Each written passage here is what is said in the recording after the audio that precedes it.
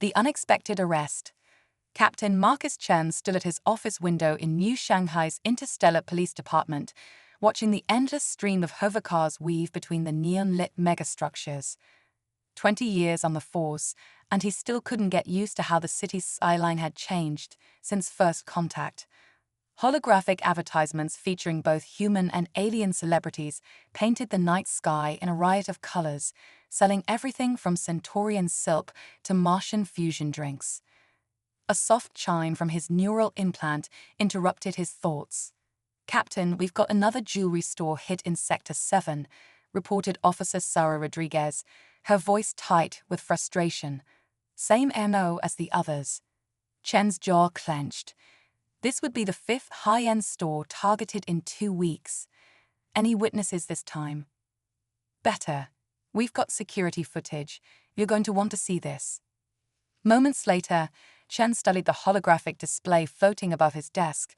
The footage showed a tall, graceful figure moving through the store with impossible speed. What caught his attention wasn't the theft itself, but the way the perpetrator's skin seemed to shift colors like oil on water. A prismatic, Chen muttered. Perfect. Prismatics were among the rarest and most mysterious of the known alien species. Their ability to alter their appearance at will made them excellent thieves, and nearly impossible to catch. But something about this one felt different. The movements were too deliberate, too theatrical, almost as if, "She wants to be seen," Chen realized. He straightened up, decision made. "Get me Detective James Walsh. I think it's time we set a trap." Walsh arrived within minutes, his weathered face betraying both exhaustion and determination. At 35, he was Chen's best detective, and more importantly, one of the few humans who could match a prismatic's enhanced reflexes, thanks to his military-grade neural upgrades. "You've seen the footage?" Chen asked. Walsh nodded. "She's good. Too good. This isn't about the jewelry." "My thoughts exactly, which is why I'm giving you full authority to run this operation your way. Whatever resources you need, they're yours." The next 48 hours were a blur of preparation. Walsh and his team analyzed every detail of the previous robberies, identifying patterns that seemed almost intentionally obvious. The thief was leading them somewhere, and Walsh was determined to find out why. They set up their trap at the most exclusive jewelry store in New Shanghai's diplomatic district. The security systems were deliberately weakened in a way that would be noticeable to anyone looking for vulnerabilities. Then they waited. She arrived exactly when Walsh predicted she would, slipping through the shadows like liquid moonlight. Her skin rippled with subtle patterns of iridescent color, a trademark of her species that no holographic disguise could perfectly replicate. Walsh watched from his hiding spot as she approached the main display case. Her movements were precise, elegant, and entirely too casual for someone committing a high-stakes robbery. He waited until she had disabled the case's security field before making his move. "ISPD, don't move." Walsh emerged from cover, his targeting system already locked onto her vital signs. The prismatic turned slowly, and Walsh felt his breath catch. Even by her species standards, she was striking. Her features were almost human, save for the subtle crystalline quality of her skin and the deep violet of her eyes. Those eyes fixed on him now, and to his surprise, she smiled. "Detective Walsh," she purred, her voice carrying harmonics that sent shivers down his spine. "I was beginning to think you'd never catch up." Walsh kept his weapon trained on her, even as his instincts screamed that something was very wrong about this situation. "You know my name." "I know many things, Detective, including why you're really here." She took a step forward, seemingly unconcerned by the weapon pointed at her heart. "The question is, do you?" "Don't move." Walsh barked, but she continued her graceful approach until she was just beyond arm's reach. "Are you going to shoot me, Detective? Or are you going to listen to what I have to say about the children who've been disappearing from both our worlds?" Walsh's finger tensed on the trigger. "What are you talking about?" "Arrest me," she said softly, extending her wrists, "and I'll tell you everything. About the missing children, about the corruption in your department, and about why humanity's greatest threat isn't coming from the stars, it's already here. For a long moment, Walsh stood frozen, his training warring with his instincts. Finally, he lowered his weapon slightly. Turn around, hands behind your back. As he secured the specialized restraints designed to prevent prismatics from shape-shifting, she leaned back slightly, her breath warm against his ear. My name is Lyra, by the way, and you've just taken the first step towards saving both our species. Walsh kept his face impassive as he led her toward the waiting transport, but his mind was racing. He'd come here expecting to catch a thief. Instead, he'd stumbled onto something far bigger and far more dangerous. As they lifted off into the neon-lit night, Lyra's words echoed in his mind. He'd been a cop long enough to know when someone was playing him, but he'd also learned to trust his instincts. And right now, those instincts were telling him that his world was about to change forever. Hidden agendas.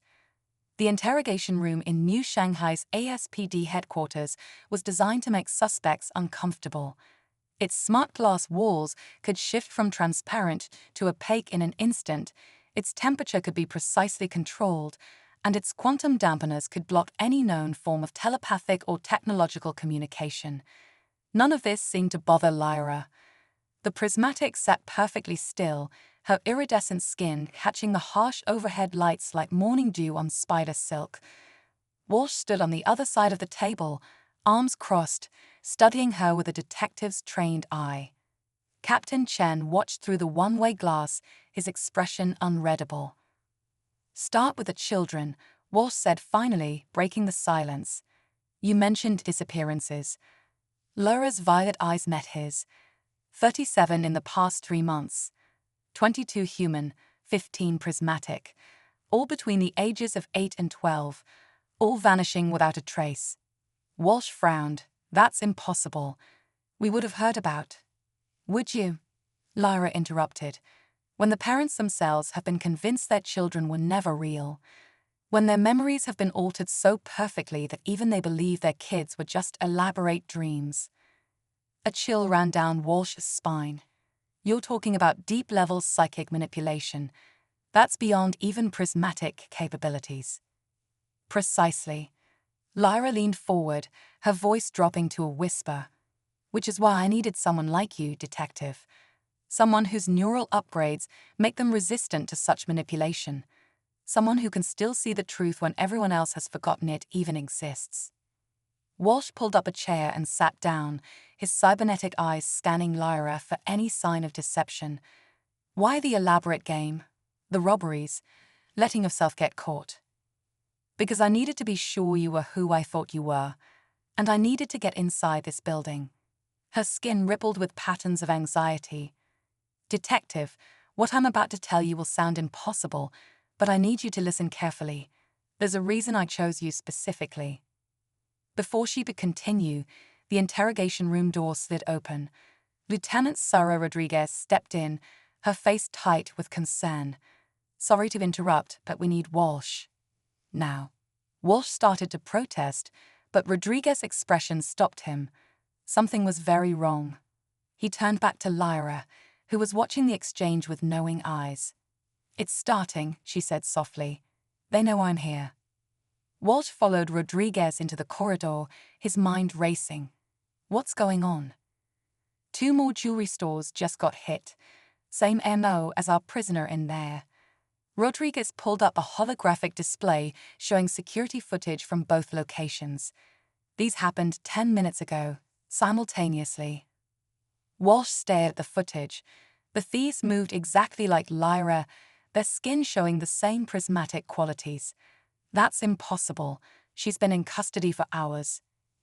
Exactly. Rodriguez's voice was grim. Either we've got multiple prismatics working together, which they never do, or something much stranger is going on. Walsh's neural implants pinged a warning. The quantum dampeners in the interrogation room have failed. He spun around, rushing back through the door, only to find an empty chair where Lyra had been sitting. But she hadn't escaped. She was standing by the far wall, her hand pressed against its surface. As Walsh watched, the walls seemed to ripple like water, revealing a hidden compartment that shouldn't have existed.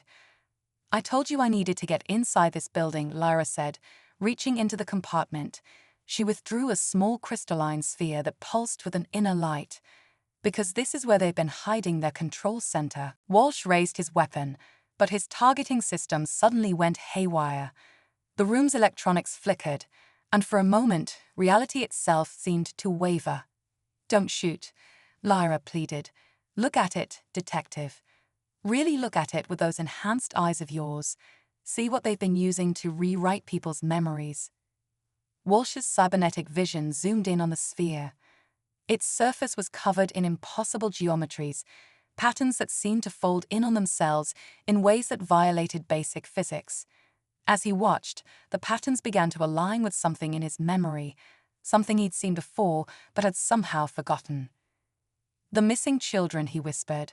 I investigated one of those cases 6 months ago, but the file, the parents, they made you forget," Lyra said softly. "They made everyone forget, but your upgrades protected part of your mind. That's why I chose you. That's why I had to make sure you were the one to arrest me." Rodriguez had her weapon drawn now, but she was blinking rapidly, her own memories seemingly at war with themselves. "Walsh, what's happening?" Before Lee could answer, alarms began blaring throughout the building.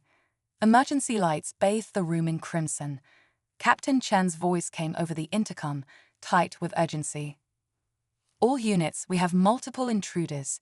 They're coming through the walls." Walsh looked back at Lyra, who held the sphere out to him. "The choice is yours, detective. Arrest me again, or help me save them, but decide quickly. The ones who took our children know we found their device, and they won't let us expose their existence without a fight." Through the room's windows, Walsh could see dark figures moving through solid walls as if they were water, their forms shifting and changing in ways that had nothing to do with prismatic abilities. His neural upgrades were screaming warnings about quantum instabilities and reality distortions. He had seconds to decide. Trust the mysterious alien who'd orchestrated this entire situation, or follow protocol and treat her as a threat. But as he looked at the sphere in her hand, fragments of forgotten memories began surfacing, faces of missing children, desperate parents whose grief had been erased, an investigation that had been wiped from existence. Walsh lowered his weapon. "Tell me everything, fast." Lyra's relief was visible in the way her skin shimmered. "They call themselves the Void Dancers, and they've been using our worlds as their hunting grounds for longer than either of our species has known about the others." The dark figures were getting closer.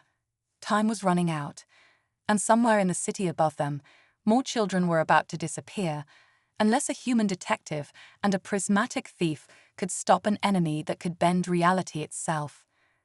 The truth emerges. The next few minutes in ESPD headquarters became chaos incarnate. Walsh, Lyra, and Rodriguez barricaded themselves in the evidence vault as reality-bending figures stalked the corridors outside. The crystalline sphere pulsed in Lyra's hands, casting strange shadows that seemed to move independently of any light source. "The Void Dancers," Lyra explained quickly, her skin shifting to match the metallic walls around them. "They exist partially outside our dimension. That's how they move through solid matter, how they alter memories, how they've remained hidden for so long." Walsh's neural implants were working overtime, trying to process the impossible readings from the creatures outside. But why children? Why make the parents forget? Because children's minds are more adaptable. Lyra's voice cracked with emotion. "They're harvesting them, converting them, making them like themselves." A sound like tearing metal echoed through the vault. Rodriguez checked her weapon's charge. "Converting them into what?" "Into more Void Dancers. They can't reproduce naturally in our dimension. So they recruit." Lyra's skin rippled with patterns of disgust and anger.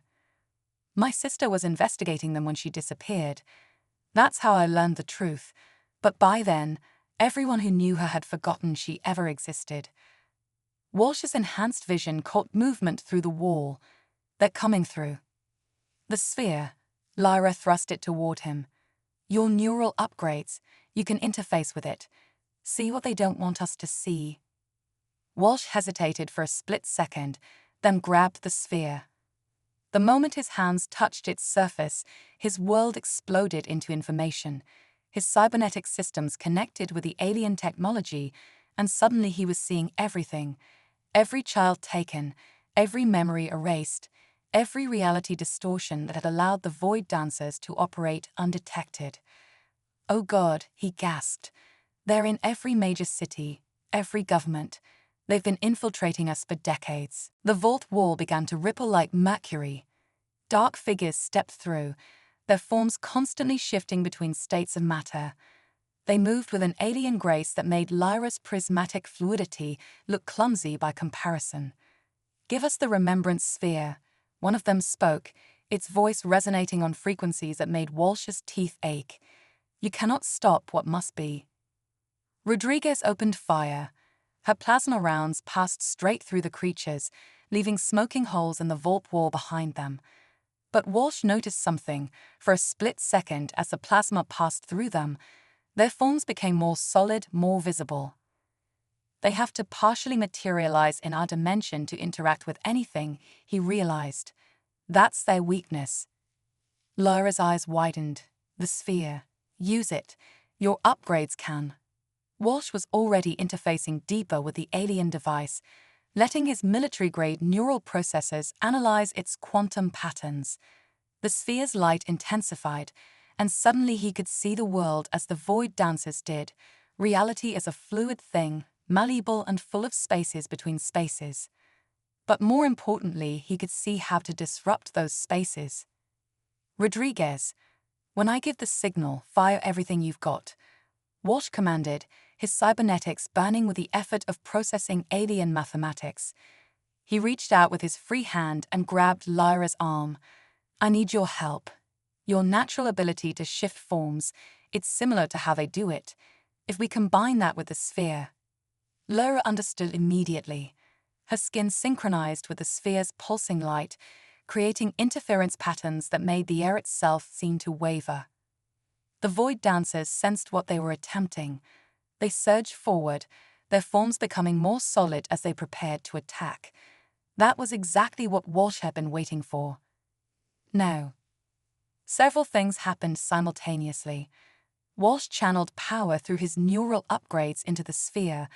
Lyra's form became pure chromatic energy, and Rodriguez emptied her weapons charge pack into the approaching entities. The combination created a quantum resonance that forced the Void Dancers fully into our dimension.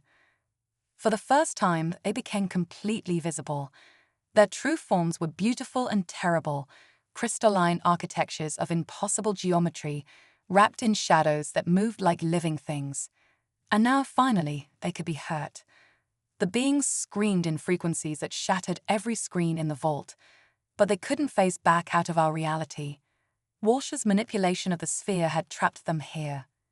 This changes nothing, the leader hissed, its form trying desperately to shift back between dimensions. We are endless. We are eternal. We are. You are under arrest, Walsh interrupted, his neural targeting system finally able to get a lock on their now solid forms, for kidnapping, conspiracy, and violation of multiple laws of physics.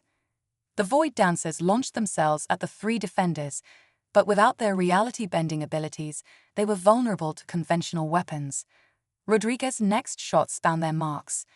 The creatures fell, their bodies crystallizing into delicate sculptures that shattered on impact with the floor. But Walsh knew this was just the beginning. His connection to the sphere had shown him the truth. There were thousands of Void Dancers hidden throughout Earth's cities and colonies. And somewhere, in places between dimensions, dozens of human and prismatic children were being transformed into something inhuman. We have to move fast, he said, already downloading the sphere's data to his neural storage. Once they realize their strike team failed, they'll start accelerating their plans.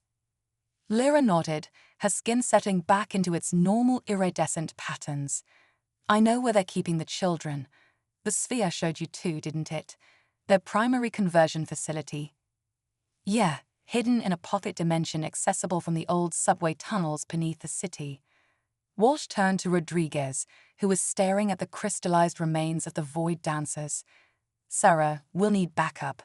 But be careful who you trust. They've got people compromised throughout the department." Rodriguez checked her weapon's remaining charge. "What about Chen?" "The sphere showed me he's clean. Get him, but only him. And tell him," Walsh paused, looking at the shattered creatures on the floor, "tell him to bring everything in the special weapons vault. We're going to war." The first battle had been won, but the real fight was just beginning. A human detective with cutting-edge technology, a prismatic with unique abilities, and a handful of trusted allies against an army of interdimensional kidnappers who could bend reality itself. The odds were impossible. But then again, humanity had faced impossible odds before. They called it first contact. They called it the stellar expansion. They called it progress. Now they would call it survival. Breaking protocol. Deep beneath New Shanghai's glittering towers, in the abandoned subway tunnels that predated first contact, Walsh led his small team through darkness thick enough to swallow light. His cybernetic vision painted the world in shades of electric blue, highlighting structural weaknesses in reality itself, places where the dimensional fabric had worn thin from repeated void dancer incursions. "Stop," Lyra whispered, her iridescent skin dimmed to near blackness. "There's a breach point ahead." Walsh held up his fist, and the team halted.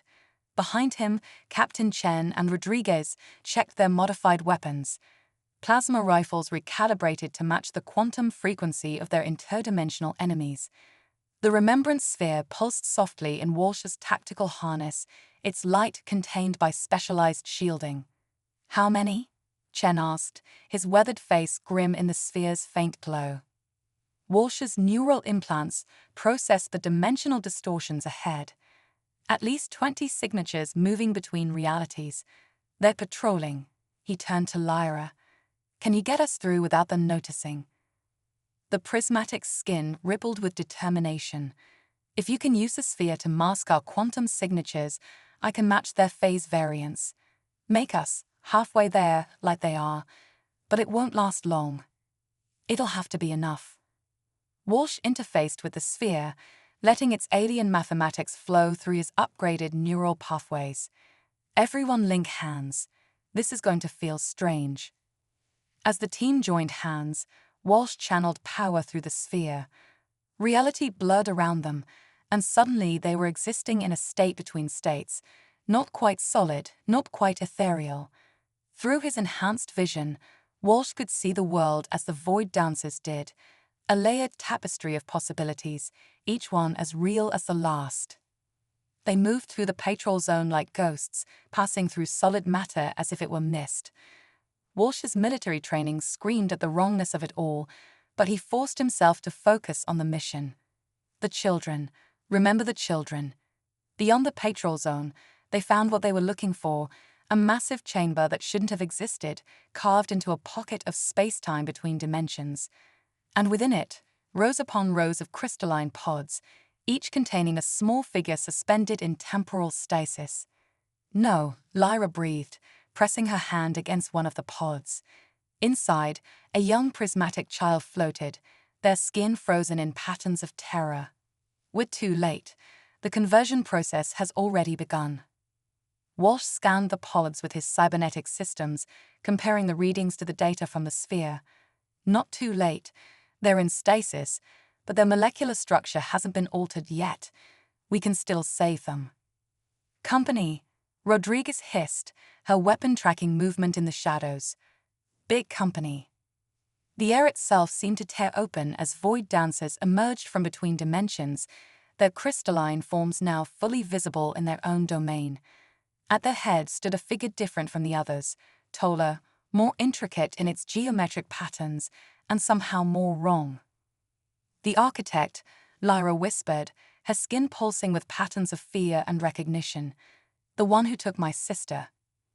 The architect's voice resonated through multiple dimensions simultaneously. "The children are not yours to reclaim. They are the future, the bridge between realities. The next step in evolution. Walsh stepped forward, the sphere humming with power in his harness. They're kids, they have families, lives. You don't get to decide their future. We have always decided, the architect replied. Since before your species learned to walk upright, we have guided evolution, shaped reality, created order from chaos. By stealing children, Chen's voice was thick with disgust.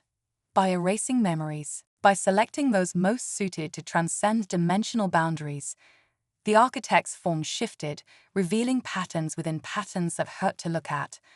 Your species, both human and prismatic, are ready for ascension. Why do you resist? Walsh's neural implants were screaming warnings about quantum instabilities building in the chamber. The stasis pods began to pulse with weird light as the void dancers channeled power into them, preparing to begin the conversion process. Time slowed as Walsh processed his options through enhanced synapses. They were outnumbered in enemy territory and facing beings that could manipulate reality itself. By any logical calculation, they had already lost. But Walsh had learned long ago that humanity's greatest strength wasn't logic. It was the ability to defy impossible odds through sheer stubborn determination. He grabbed the sphere from his harness and established a direct neural interface, pushing his upgrades far beyond their safety limits. Pain lanced through his skull as alien mathematics flooded his consciousness. "Everyone get ready," he growled through clenched teeth. "When I say now, hit them with everything we've got." "Detective," the architect's voice held something almost like pity. "You cannot hope to." Walsh didn't let it finish. He threw everything he had into the sphere, using his neural upgrades to invert its quantum field. The device was meant to reveal dimensional boundaries, but in reverse, it could disrupt them. Reality cracked. For one eternal moment, every possible version of events existed simultaneously. Walsh saw himself fail, succeed, die, live, become something more and less than human. He saw the children saved and lost, the world transformed and preserved, time itself splitting into infinite branches. Then his humanity reasserted itself, forcing order back into chaos through pure force of will.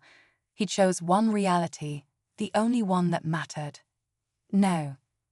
The chamber erupted into warfare fought on multiple dimensional planes simultaneously. Chen and Rodriguez opened fire with their modified weapons, their shots guided by Walsh's quantum calculations. Lyra became living light, her prismatic abilities enhanced by the sphere's power to disrupt the void dancer's dimensional shifting. And through it all, Walsh held reality together by sheer determination, refusing to let the enemy escape into other dimensions. This would end here, one way or another. The battle for humanity's future had begun, and James Walsh, enhanced human and stubborn cop, intended to win it, no matter the cost. The hunt begins. Reality shuddered around them as Walsh channeled more power through the remembrance sphere. Blood trickled from his nose, his neural implants burning white-hot as they processed calculations that no human brain was meant to handle. But he didn't let go. He couldn't. The chamber had become a battlefield where physics itself was a weapon. Void dancers moved like living mercury through multiple dimensions, only to be caught in the quantum disruption fields generated by Walsh's sphere-enhanced calculations. Rodriguez and Chen's modified weapons found their marks with increasing precision, shattering crystalline forms that fell like broken mirrors across dimensional planes. Lyra was magnificent, her prismatic abilities pushed to their absolute limit. She flowed between states of matter, matching the void dancer's move for move, her natural talents amplified by Walsh's quantum manipulations. But even she couldn't be everywhere at once. "Walsh," she called out, her voice distorted by dimensional shift. "The stasis pods. They're starting the conversion process." He saw it through his enhanced vision, energy patterns building in the crystalline containers, preparing to transform their young occupants into something beyond human or prismatic.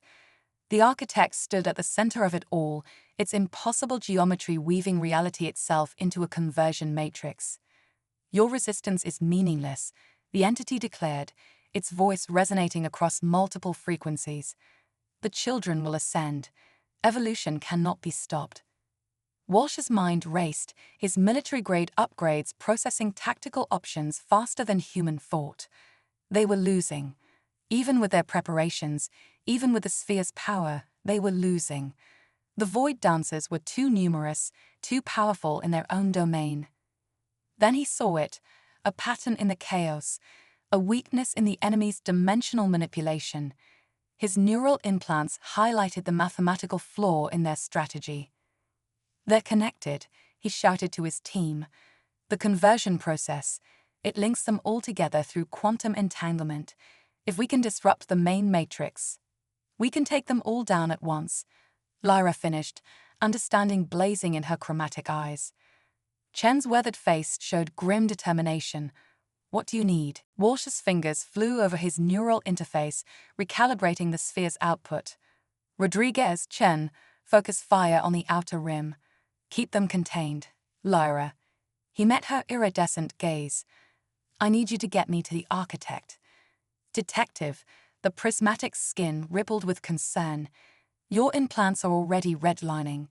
If you push them any harder—" "I know." Walsh managed a tight smile. "But those are our kids in there. Human, prismatic, doesn't matter.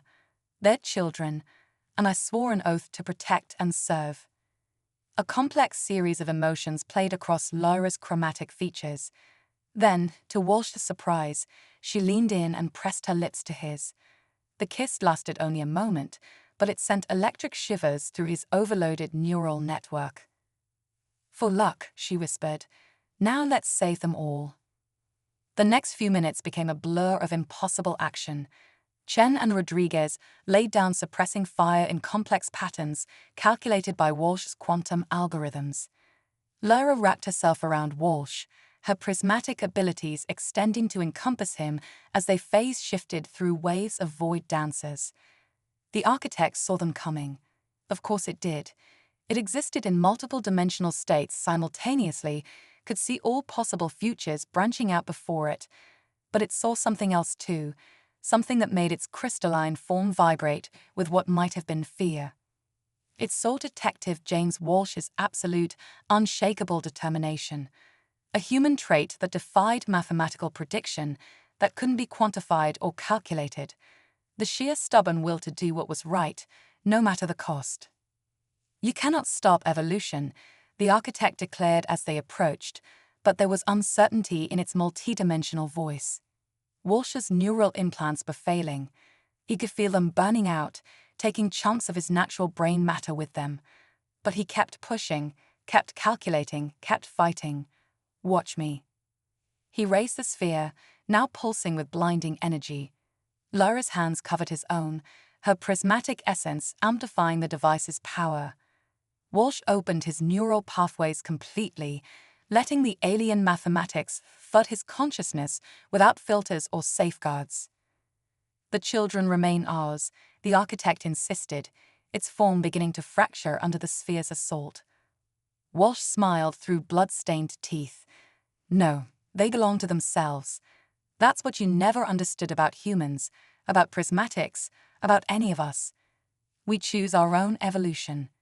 He thrust the sphere forward, channeling everything he had left, his training, his upgrades, his humanity itself, into one final calculation. Reality bent, twisted, and finally broke around them. The architect screamed in frequencies that shattered dimensional boundaries. The quantum matrix connecting all the void dancers collapsed, sending cascading waves of disruption through their entire network. One by one, their crystalline forms began to fall, sharding into fragments across multiple realities. "Chen, Rodriguez," Walsh shouted through the chaos. "Get the kids out. All of them." The stasis pods were deactivating, their young occupants beginning to stir. Walsh saw his fellow officers moving through the dimensional distortions, gathering children with desperate efficiency. But his vision was starting to fade, his neural implants shutting down one by one. The last thing he saw before consciousness fled was Lyra's face, her skin pulsing with patterns of fear and determination as she held him close. Her voice seemed to come from very far away. "Stay with me, detective. This isn't over yet. Stay with me." Then darkness took him, and James Walsh fell through the spaces between dimensions, his mind burning with alien mathematics and one simple, human truth: they had won. The children were safe. Whatever came next would be worth it. Betrayal and trust. Consciousness returned to Walsh in fragments, each memory burning like shattered glass behind his eyes. He was in ESPD's medical bay, surrounded by humming quantum stabilizers that kept his damaged neural implants from completely failing. Every breath felt like inhaling fire. "Easy, detective." Lyra's voice, closer than he expected. "Your mind is still reassembling itself across multiple dimensional planes." Walsh tried to focus his vision, but his cybernetic enhancements flickered erratically. The children. Safe. Her hand found his, cool and smooth against his favor-hot skin. All 63 of them. The quantum disruption reversed the early stages of conversion. They're being reunited with their families now, their memories. Returning slowly. The Void Dancer's influence is fading without the architect to maintain it. She paused, her skin shifting through concerned patterns. "But we have a new problem." Of course they did. Walsh forced himself to sit up, ignoring the protest from his abused nervous system. "Tell me." "The Void Dancers we fought weren't their entire force. They were just the ones assigned to this facility. There are others, scattered across Earth's colonies, and now they know we can hurt them." Walsh's remaining functional implants process this information. They'll go to ground, hide deeper, make it impossible to find them. Worse. Lyra's skin darkened with anxiety. "They're calling for reinforcements. The sphere showed me glimpses. There are more of them out there, Walsh, many more, and they're coming." Before Walsh could respond, the medical bay door slid open. Captain Chen entered, looking like he'd aged years in days. "Walsh, good to see you conscious. We need to talk." The captain's expression was too carefully neutral. Walsh's detective instincts, even dulled by pain and damaged implants, screamed a warning. "What aren't you telling me?" The ISPD Commission held an emergency meeting. Chen's voice was tight. "They're shutting down our investigation, ordering us to hand over the sphere and all related evidence to a special task force for further study." Lyra's skin flashed with patterns of alarm. "They can't do that. The children have all been declared victims of a mass hallucination caused by illegal psychotropic compounds in the water supply." Chen's disgust was evident. The official story is that there was no dimensional incursion, no kidnappings, no void dancers, just mass hysteria and contaminated water. Walsh's remaining functional implants highlighted the micro-expressions crossing Chen's face. "You don't believe that?" "Of course not. But someone very high up is pushing this narrative. Hard." Chen glanced at the medical bay's security cameras. "The task force arrives in 1 hour to take custody of all evidence, including the sphere. And," he looked at Lyra apologetically, "any alien suspects in custody." Walsh tried to stand, nearly falling as his damaged systems protested. "That's not happening." "Detective," Chen's voice softened, "you're in no condition to." "They're compromised." Walsh forced the words out through gritted teeth. "Your commission, your task force, the Void Dancers have infiltrated them, probably have for years. That's why they're pushing this cover-up." Lyra moved closer to Walsh, her skin synchronizing with his erratic biorhythms. "He's right. The sphere showed us their influence extends throughout Earth's power structures. They've been playing a very long game." Chen was silent for a long moment, his weathered face a mask of conflicting loyalties. Finally, he seemed to come to a decision. "How long do you need?" Walsh's mind raced, damaged neural processors struggling to calculate options. 20 minutes to get to the evidence vault. Another 10 to retrieve the sphere and wipe the data cores. Then we'll need a way out of the building. "You'll have it." Chen pulled out his neural link and began typing commands. Rodriguez and I can run interference, make it look like a systems malfunction. But Walsh, he met his detective's gaze. After this, there's no going back. You'll be a fugitive. Walsh managed a pained smile. Wouldn't be the first time humans had to go underground to fight an alien invasion. Not alone, you won't. Lyra's hand squeezed his. My people will help, once they know the truth. We can establish a network, gather allies, prepare for what's coming. Chen nodded grimly. I'll do what I can from inside the system, feed you information, but you'll have to disappear completely, both of you. Walsh's remaining functional implants highlighted possible escape routes, safe houses, contingency plans. Even damaged, his military-grade processors were adapting, strategizing. We'll need transportation, something untraceable. Already arranged, Chen handed him a data chip. Old-style ground car, pre-digital. Can't be tracked through the transit grid. It's parked in the lower garage. Alarms began blaring throughout the building. Chen checked his neural link, his expression darkening. The task force arrived early. You need to move. Now. Walsh forced his battered body to stand, leaning heavily on Lyra for support. His vision swam with dimensional afterimages, but his determination remained unshaken. Captain, thank you. Chen managed a tight smile. Just don't make me regret this. And Walsh, his expression grew serious. Whatever's coming, make them regret ever targeting our children. As they made their way through the building's service corridors, Walsh's damaged systems picked up increasing activity above them. The task force was spreading out, securing exits, establishing a perimeter. But they were looking for conventional escape attempts. They weren't prepared for what a desperate human with military-grade neural upgrades and a prismatic ally could accomplish. Ready? Walsh asked as they approached the evidence vault. Lyra's skin rippled with determination. Always. But Walsh, she turned to face him, her chromatic eyes intense. Your implants are failing. Using them again, especially with the sphere, it could kill you. Walsh pulled her close, pressing his forehead to hers. Some things are worth dying for, but I don't plan on dying today. He managed a roguish grin. After all, I still owe you a proper date. Above them, heavy boots thundered on metal floors. Time was running out. But as Walsh prepared to make their final push for freedom, he felt strangely calm. This was just the beginning of a much larger fight, humanity and its allies against beings that could bend reality itself. The odds were impossible, but then again, impossible odds were humanity's specialty.